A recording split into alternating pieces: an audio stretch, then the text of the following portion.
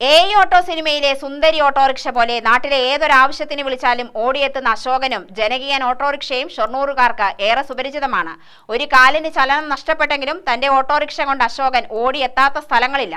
ലോക ഭിന്നശേഷി ദിനം സ്പെഷ്യൽ റിപ്പോർട്ട് കാണാം.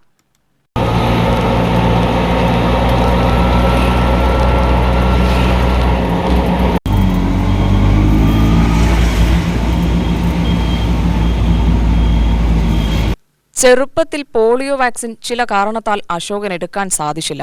കുറച്ചുനാൾ കഴിഞ്ഞതും നല്ല പനി വന്നു. പിന്നെ ഒരു കാലിൽ വാദം വന്ന് കാൽ തളരുകയായിരുന്നു. ചെറുപ്പത്തിൽ ഒരുപാട് ചികിത്സിച്ചെങ്കിലും ഫലമുണ്ടായില്ല. വാടാനാംകുരിശി ഹൈസ്കൂളിൽ നിന്ന് വിദ്യാഭ്യാസം പൂർത്തിയാക്കിയ അശോകൻ തന്റെ 17-ാം വയസ്സിൽ പരിമിതികളെ കണക്കിലെടുക്കാതെ ജോലിക്കിറങ്ങി. ആദ്യം സൈക്കിൾ മെക്കാനിക്കായും പിന്നീട് പരസ്യ ബാനർ തയ്യാറാക്കുന്ന ജോലിയിലും ഏർപ്പെട്ടു.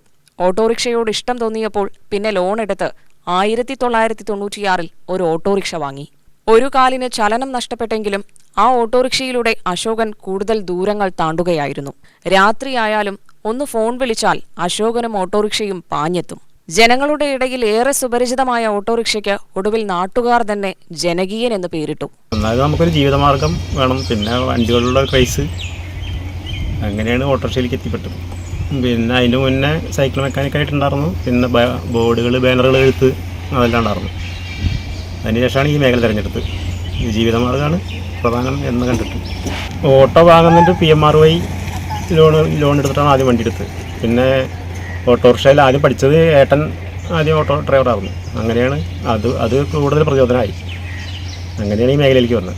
അല്ല, ഒരു ജനകീയ മുഖം, അത് വണ്ടി വിളിക്കണവരും നമ്മളുള്ള ഒരു പെരുമാറ്റത്തിൻ്റെ പശ്ചാത്തലത്തിൽ കിട്ടിയതാണ്. ഈ തണുത്ത നിലത്ത് കിടന്നിട്ട് അങ്ങനെ പനി വന്നിട്ട് പോളിയോ ബാധിച്ചു എന്നാണ് പറഞ്ഞത്. പിന്നെ കുറേ ട്രീറ്റ്മെൻറ്റൊക്കെ നടത്തി, അതിനൊന്നും പ്രയോജനം ഉണ്ടായില്ല. ജീവിക്കണം, വേറൊരാളെ ആശ്രയിക്കേണ്ട, നമുക്ക് സ്വന്തമായിട്ടുള്ള ഒരു വരുമാനം ഉണ്ടാക്കണം. പിന്നെ ഇപ്പോൾ നമുക്ക് ഏത് തൊഴിലും നമുക്ക് അതിൻ്റേതായ ഒരു മഹത്വമുണ്ട്. അപ്പോൾ ഇത് കുഴപ്പമില്ല എന്നുള്ള രീതിയിൽ ഞാൻ തിരഞ്ഞെടുത്തു. അമ്മയും ഏട്ടനും അടങ്ങുന്ന കുടുംബമാണ് അശോകൻ്റേത്. ഓട്ടോറിക്ഷയോടിച്ച് ലഭിക്കുന്ന തുക അമ്മയ്ക്ക് നൽകും. കോട്ടയത്തേക്കും കോഴിക്കോടേക്കും വരെ ഈ ഓട്ടോറിക്ഷയോടിച്ച് അശോകൻ യാത്ര ചെയ്തിട്ടുണ്ട്. ഒഴിവു സമയങ്ങളിൽ ചിത്രങ്ങൾ വരയ്ക്കുന്ന പതിവുമുണ്ട്.